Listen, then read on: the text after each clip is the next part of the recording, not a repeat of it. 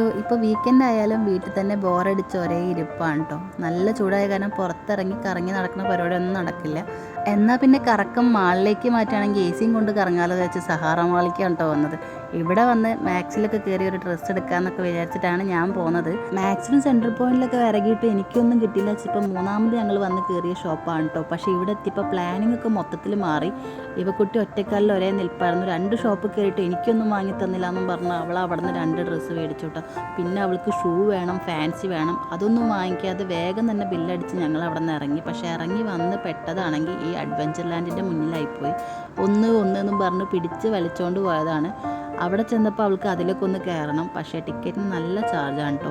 Next time വരുമ്പോൾ നമുക്ക് എല്ലാത്തിലും കളിക്കാമെന്നൊക്കെ പറഞ്ഞ് ഞങ്ങൾ ഇവക്കുട്ടിക്ക് പ്രോമിസൊക്കെ കൊടുത്തിട്ടോ. പക്ഷേ ഇനി ഈ വഴിക്ക് വരില്ല എന്നുള്ള കാര്യം നമുക്ക് മാത്രമേ അറിയുള്ളൂ. ഇതുപോലെ നിങ്ങൾക്ക് എന്തെങ്കിലും വാങ്ങിക്കാൻ പോയി പിള്ളേർക്ക് വാങ്ങിച്ചുകൊണ്ട് വരുന്നവരുണ്ടെങ്കിൽ കമൻറ്റ് ചെയ്യാൻ മറക്കരുത്. Thank you for watching.